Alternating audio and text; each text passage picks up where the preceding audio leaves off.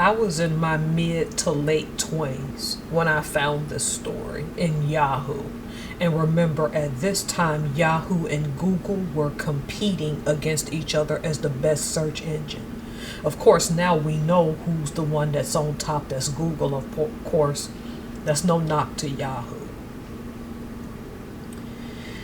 There was a story that didn't name names. There was a man who married a woman that was a dutiful wife. This is a true story. They just never gave names. And I wish I had kept the article from years ago. So that had to have been like 20 something years ago, almost, when they published this article.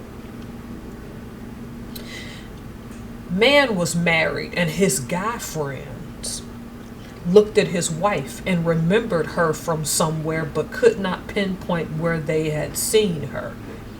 Now, imagine this was prior to the digital age. When VHS tapes were out, so you probably know where I'm going with this story, but this really did happen to a family in the United States. The man had himself a wife, and they had children and a normal traditional family.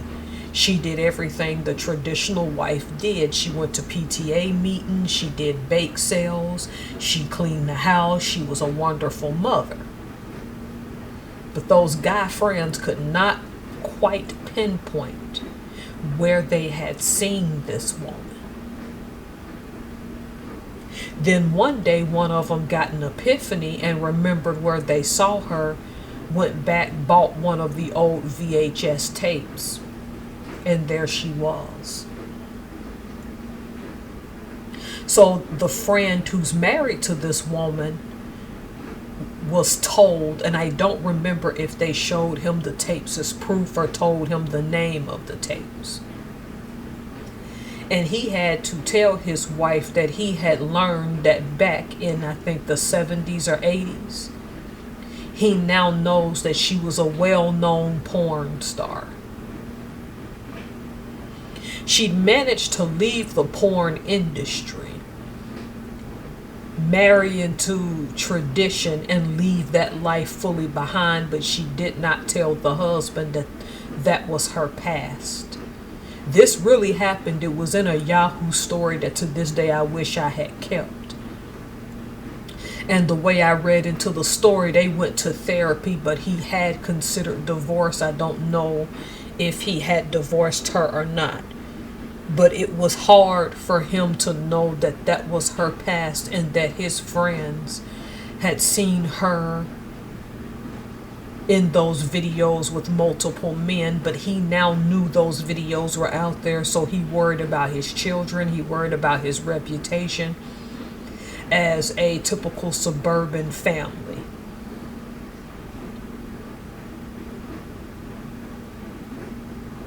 Why is this important, and why are you looking at the current picture on the screen? See, the difference between the VHS tape era and now is that some things can be smothered and hidden for a while. And in that era, they didn't keep everything. They did not preserve everything. And so this man, because he did not think that way, but his friends, of course, when they were younger, watched porn, knew who they were looking at. She could somewhat hide who she was. This is why this was an anonymous story. I would think by now their children are adults. But those tapes were still out there and came back to bite her. See, the difference between her generation and today, and that's why you see this photo, is that these younger women were hoodwinked by feminism. For her to have hid those tapes and never told her husband they were out there, not so much the tapes but that lifestyle, reveals that there was some sense of shame. I'm not saying what she did was right to not tell him. Whatever happened in those people's marriage after I read that story is between them.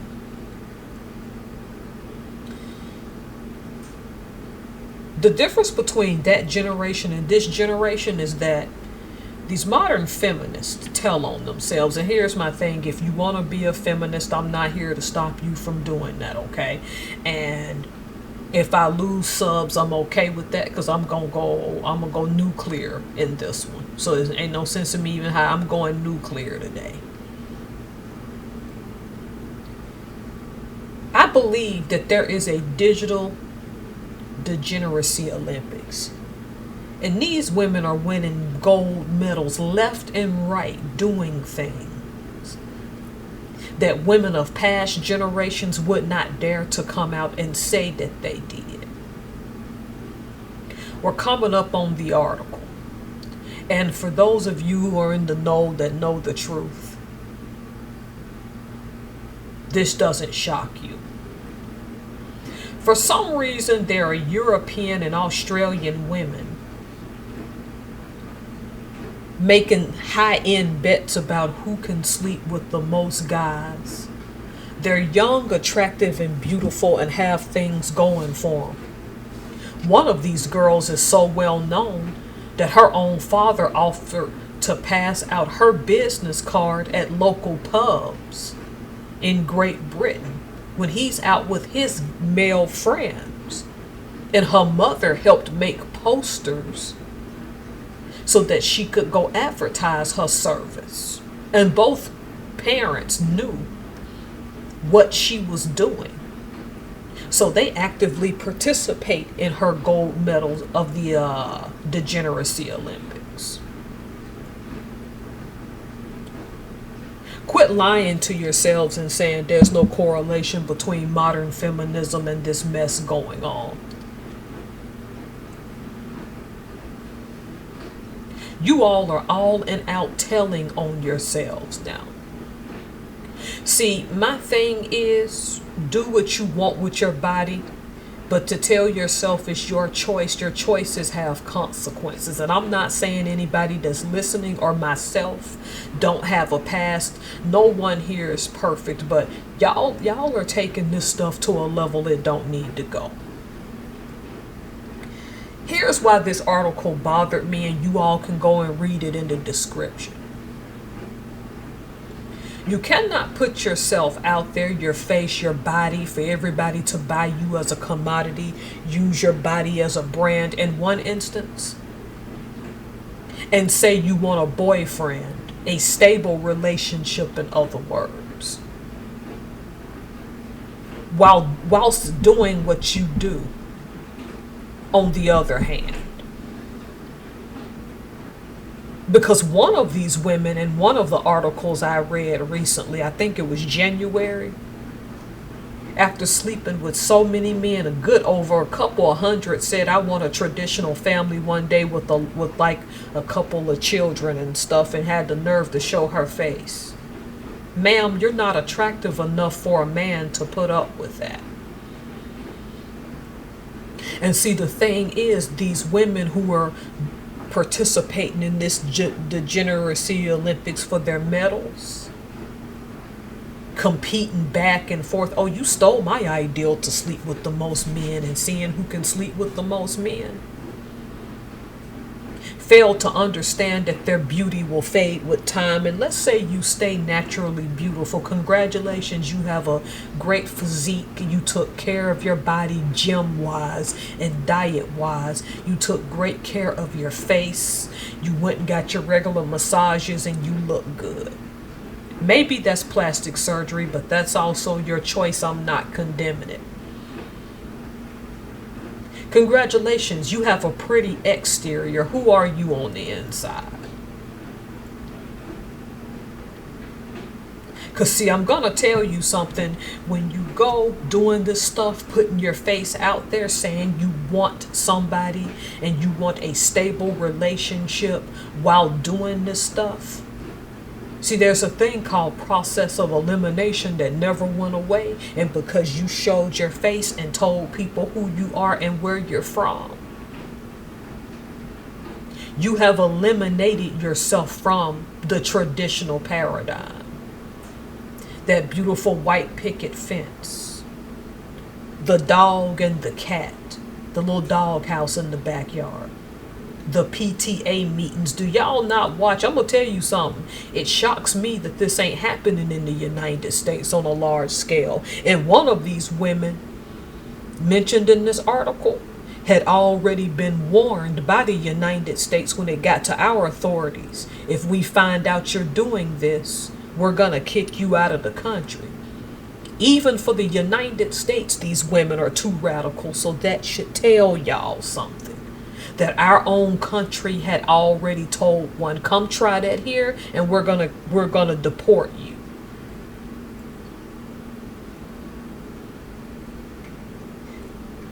Sex work is as old as time.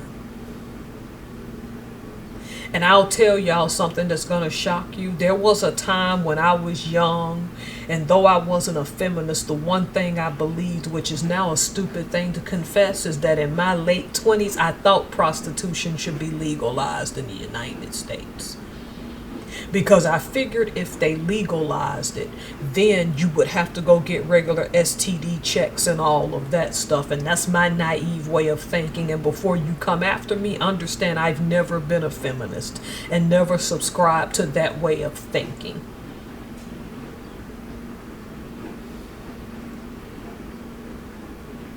This generation puts itself out there in ways that they don't understand the consequences.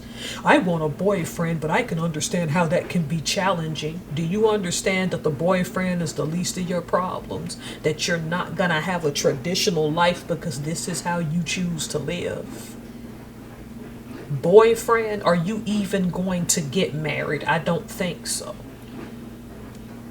And stop playing. At the end of the day, though you sit here and you play these games, the reason that you all in this article and you know who you are, put yourself out there, the reason you think that you could still have that is because you fit society's ideal on the exterior. You think at the end of that rainbow is going to be a pot of gold, that husband who can give you that nice house, that pristine kitchen that you can show off and make videos, who's going to let you bake cookies for the kids on Saturday morning. See, there's a difference between someone exposing you and you doing it to yourself. Because the second you did things like this, you took yourself out of the available pool of tradition. See, this article bothered me because it confirmed what I've known about young women all along. See, you think you can have it both ways. I can be young and beautiful and participate in this degeneracy Olympics and give my body away and do these things, and I can still have the respect of a traditional man. And while having that traditional man, according to this article, he has to submit to my ideals. You know, relationships take reciprocity. But see, feminism didn't tell you that, right? You think for a hot second you're going to have tradition and you're not going to give something up. See, I'm silent and I have pauses of silence because it's amazing to me this how delusional some of you are, taking your gold medal of degeneracy. I'm going to sleep with 100 men, 200 men, thousands of men. Which, that's your body. If you're going to do it, do you, boo-boo, by all means.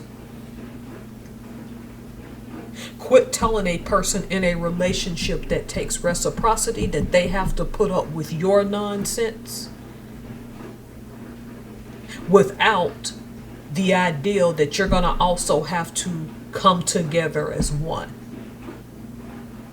This is how seriously Club Delulu you all are, that you think you can go do this to yourself, then ask for tradition, and then tell us, oh, how dare you not judge me. This isn't about judgment right now. This is about common sense, although if people judge you, oh well.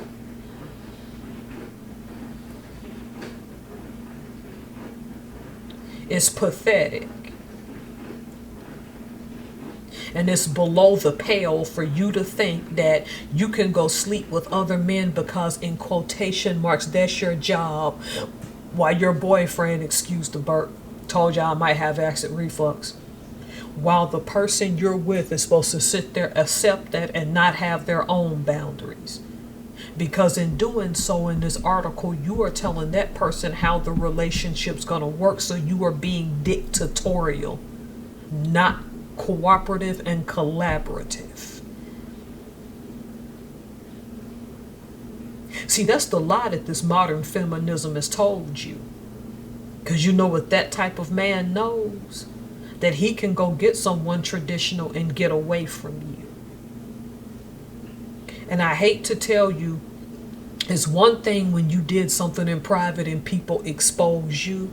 It's another thing when you put yourself out there. If you are this type of woman right now, I don't mean to hurt your feelings.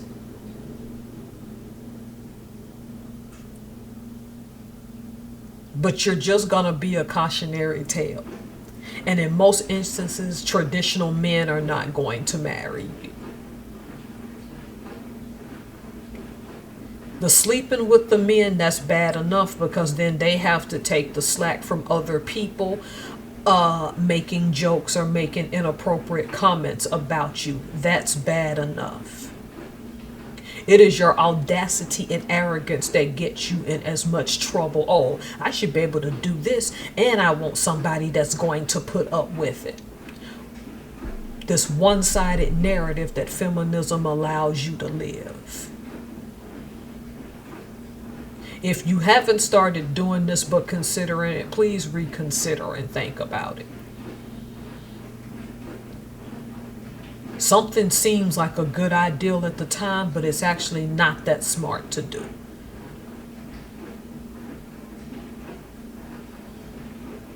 Think about it, let it marinate before it's too late and you ruin your future for nothing.